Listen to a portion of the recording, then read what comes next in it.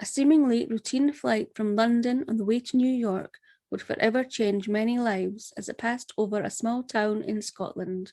Hi wee ones, I'm Cole. And I'm Dawn. And this is Scottish Murders. On the 21st of December 1988, Jaswant Basuta checked in with his luggage onto his flight to New York from Heathrow Airport in London with plenty of time to spare, as he assumed it would be busy due to the Christmas rush. He had just attended a family wedding in Belfast and was heading home, where his wife would be waiting to pick him up from the airport. At the airport, he had already been joined by some relatives from nearby Southall to see him off, and they decided to take him to the upstairs bar for a drink. Jaswant wasn't a heavy drinker, especially as being Sikh, alcohol consumption is discouraged. However, an exception was when there was a cause for celebration, such as having his relatives around.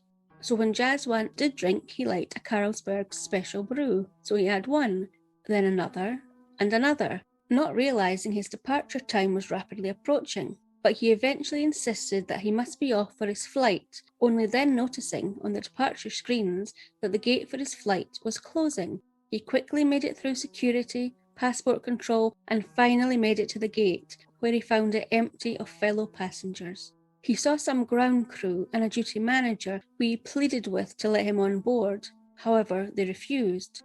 He then saw through the window that the aircraft he was supposed to be on had pushed back from the gate and was making its way towards the runway. He was too late. He wasn't the only one to miss the flight that night. The Four Tops were recording a performance to be broadcast at Christmas and the New Year. However, the tight schedule had not gone as planned and they were delayed. John Lydon, also known as Johnny Rotten, former frontman of the Sex Pistols, despite what you might assume was a stickler for being on time, and had got into an argument with his wife, who he said had packed too slowly and there was no chance to make the flight. Kim Cattrall was working on a film and was due to return home that night, but had changed her plans and was in Harrods instead purchasing a Wedgwood teapot, as she had neglected to buy a gift for her mother, so had decided to return on a later flight instead. Jaswant was feeling awful, not just from missing his flight, but from drinking in the bar earlier, so resigned himself to spending the night in the departure lounge. He spent a while trying to doze off until he saw a couple of police officers walking towards him, who then asked if he was the passenger who had missed the flight. He said that he was, and they escorted him to the Heathrow Airport police station. Heathrow Airport police had discovered that when Jaswant hadn't made it to the gate in time, the ground crew had been anxious not to delay the flight, and in doing so had admitted that his suitcase had been left on board the aircraft, in breach of security regulations. Jaswant then discovered that an hour after he had arrived at the gate, the aircraft he was supposed to be on, Pan Am Flight 103, had exploded over Lockerbie in Scotland, killing all 259 passengers and crew on board, plus 11 people on the ground. Not only had his suitcase been left unaccompanied on the flight, 3 years earlier it had been known that Sikh terrorists had been suspected of blowing up a 747, and since Jaswant was Sikh and had just come from Belfast, it would be fair to assume the police had found their suspect within just a couple of hours. However, when police questioned him further, it quickly became clear he was innocent. The police also contacted his wife, who was initially inconsolable, as she had assumed her husband had perished along with the other victims, but was understandably relieved when she discovered he was still alive. Jaswant, although relieved to have been saved, felt terrible for all the other people on his flight, and that he should have been another victim. He later said his experience made him humbler, more spiritual, and felt it was his duty to do something good with his life and help others. A few months after the crash, he was shown a photograph of his partially burnt and battered luggage, and was asked if he wanted it back, but he felt no need to have it, as he had his life and family, and that was enough for him. David Dawnstein had been working in Israel on a project for alternatives in Jewish education and was returning home early to surprise his family on the 21st of December 1988. He boarded the flight for the last part of his journey home, joining fellow passengers on Pan Am Flight 103. Also on board with the passengers was their luggage and unaccompanied luggage from feeder flights that had been transferred onto the aircraft, including within a baggage container in the forward cargo bay a light brown suitcase containing a Toshiba radio cassette player, and within this, unknown to all those on board, was 450 grams of Semtex plastic explosives connected to a timer. The flight, with 243 passengers and 16 crew on board, left the gates around 6 p.m. and took off from London's Heathrow Airport, heading to New York at 6:25 p.m.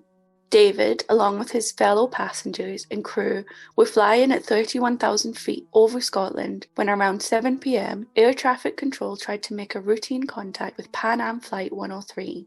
However, instead of receiving a response, moments later, air traffic control observed multiple radar echoes instead of one. The Semtex plastic explosive contained in the light brown suitcase had exploded. Due to the huge difference in pressure between the inside and the outside of the aircraft, a 50-centimeter hole had been punched in the fuselage. Within seconds of this explosion, the nose separated from the rest of the aircraft, striking off one of the engines and the tail assembly. The rest of the fuselage continued onward until it reached 19,000 feet and began to dive vertically, when the forward fuselage began to disintegrate, tearing off both horizontal stabilizers. The rear fuselage and remaining 3 engines also separated, and along with the wing box structure, crashed onto the small town of Lockerbie, creating a large crater, starting fires from the 90,000 kilograms or 200 pounds of fuel, killing 11 people on the ground. Wreckage from the nose section of the aircraft, including the flight deck, was found mostly in one piece, about 2.5 miles or 4 kilometres east of Lockerbie, on the side of which read part of the name of the aircraft: Clipper, Maid of the Seas. The Flanigan family of Tom Flanigan, his wife Kathleen and their 3 children, David, Stephen and Joanne, were from Lockerbie, Scotland, which is a small town about 75 miles or 120 kilometres south of Glasgow, in Dumfries and Galloway. David Flanigan no longer lived at the family home in Sherwood Crescent, Lockerbie, but had moved to Blackpool when he was 17 following an argument, but he was intending to spend Christmas with his family. With just a few days before Christmas, it's not hard to imagine the rest of the Flanigan family were in good spirits, despite David not being there, and maybe they also hoped that he would return for the festive period too. However, the night of the 21st of December 1988 would change everything for the Flanigan family. Stephen Flanigan, who was 14, had taken a bicycle he was working on for his 10-year-old sister Joanne as a Christmas present to be checked by his neighbour David Edwards in his garage. However, within minutes, the wet and windy night turned into something far louder and stranger when they witnessed a fireball engulf the Flanigan family home, which had been obliterated by the wreckage of the main wing box structure of an aircraft that had only minutes earlier been passing over the small town of Lockerbie on its way to New York, leaving a 10-metre or 30-foot crater. Tom, Kathleen and Joanne Flanigan, along with 8 other residents, many of whom would also have been getting ready for Christmas, were also killed as wreckage from the aircraft crashed down onto their homes, adding to the deaths of the 259 passengers and crew who had been on board Pan Am Flight 103. David Flanigan understandably took the loss of his parents and younger sister hard in the years after that fateful night in 1988, and he tragically died of a heart attack, having sadly drunk himself to death in a hotel in Thailand in 1993. Unfortunately, this would not be the last tragedy to hit the Flanigan family, when in 2000 Stephen Flanigan died after being struck by a train in the early hours of the morning. Sadly, it's not known whether he slipped and fell unconscious, or perhaps was racked by the nightmares of what he witnessed that terrible night in Lockerbie. On the 3rd of May 2000, almost 11 and a half years after Pan Am Flight 103 exploded over Lockerbie in Scotland, the trial began of Abdel Basit al-Megrahi and Lamin Khalifa Fhimah. They had been indicted in 1991, but due to the lack of treaties between Libya and the United Kingdom or the United States, it was delayed until a compromise was reached to hold the trial at Camp Zeist in a special Scottish court in the Netherlands. During the trial, it was stated shortly after the disaster in 1988, an operation was launched to retrieve as much wreckage as possible. These items were taken to be examined and relevant parts were reconstructed where, although most of the fractures were found to be consistent with the airborne breakup of an aircraft, there was an area on the port side of the lower fuselage in the forward cargo bay, which would be loaded with luggage containers, where these fractures were not typical and had been shattered.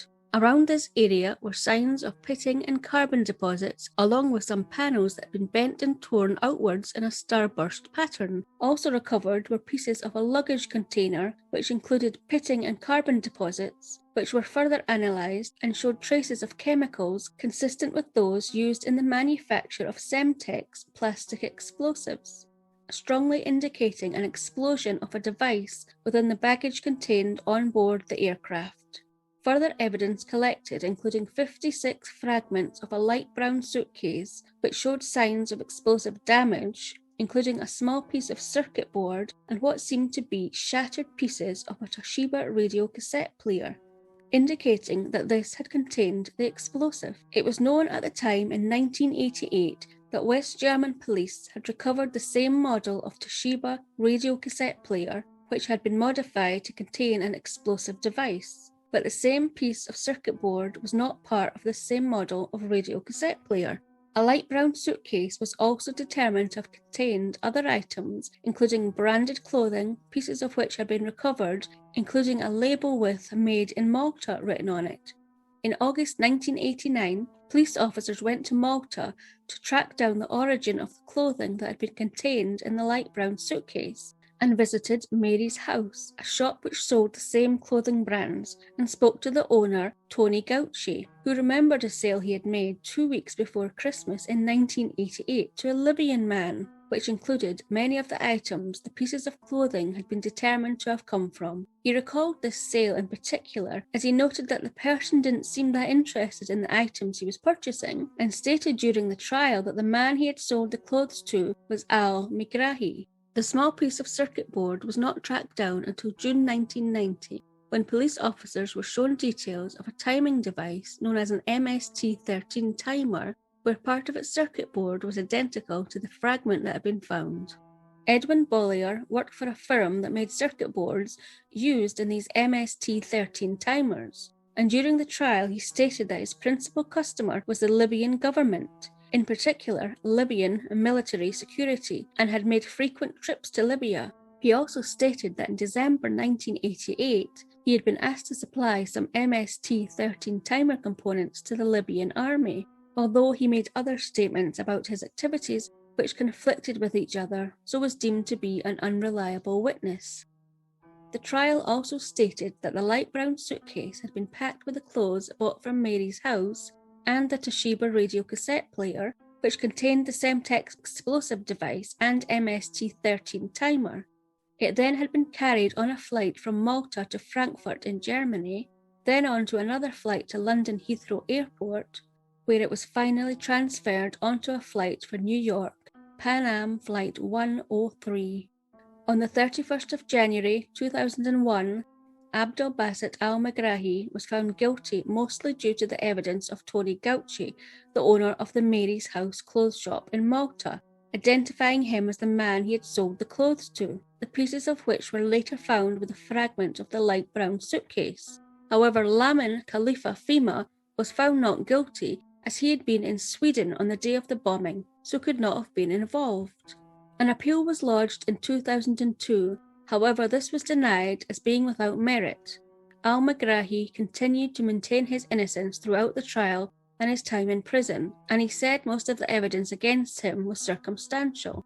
It was also found out that the owner of the clothes shop, Tony Gauci, had received a $2 million reward from the CIA for his testimony, which cast some doubt on the outcome of the trial. Although in 2003, Libya did formally accept responsibility for the Lockerbie bombing in a letter that pledged to compensate survivors and renounce terrorism, and represented the first official acknowledgement that Colonel Gaddafi's Libyan government was involved. In 2009, a second appeal was due to be heard for al-Megrahi, but he applied to have this dropped due to his terminal prostate cancer prognosis, which also led to him being released on compassionate grounds a few months later.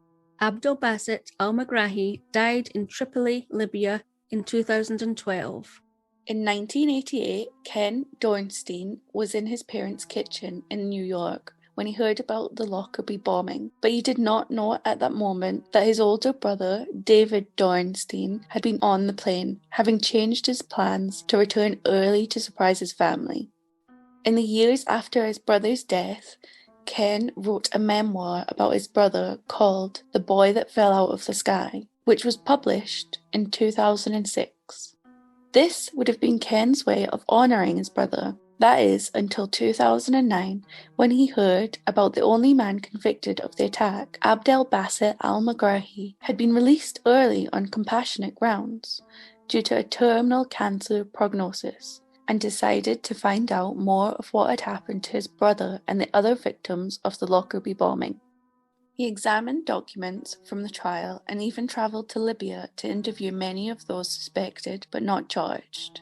It was during an interview when the name Abu Aguila Massoud was mentioned, including in a declassified CIA cable, which is an early form of text messaging between countries, along with his passport number.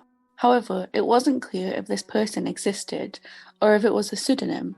The declassified CIA cable had explained that Massoud had travelled with al-Megrahi to Malta in December 1988. Where the trial had stated the bomb had been packed into the light brown suitcase and ended up on Pan Am Flight 103.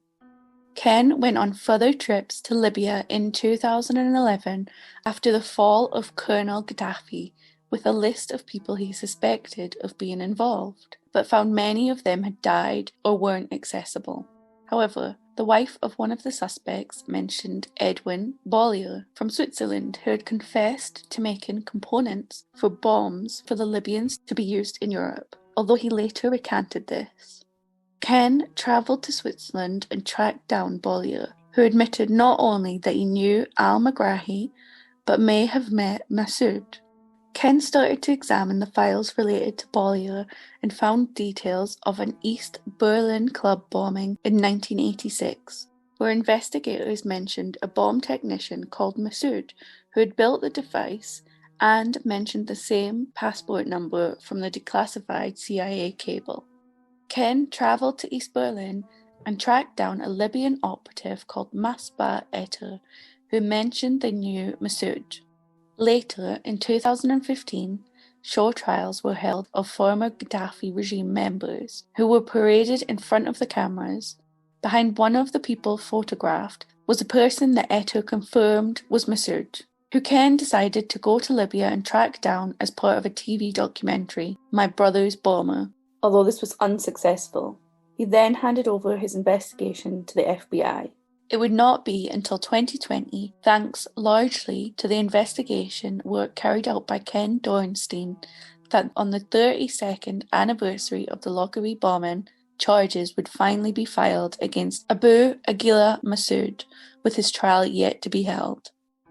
The surviving members of the Flanigan family, Stephen and David, were awarded £2 million or $3.5 million each in compensation by Pan Am, which David referred to as dirty money, and what remained of this after his death passed to his brother Stephen.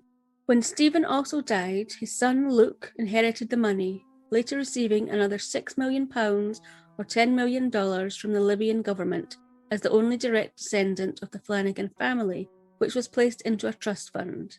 He was given access to the money in 2018 when it was worth £18 million or $25 million, but he said that he would rather have had his dad back than have the money.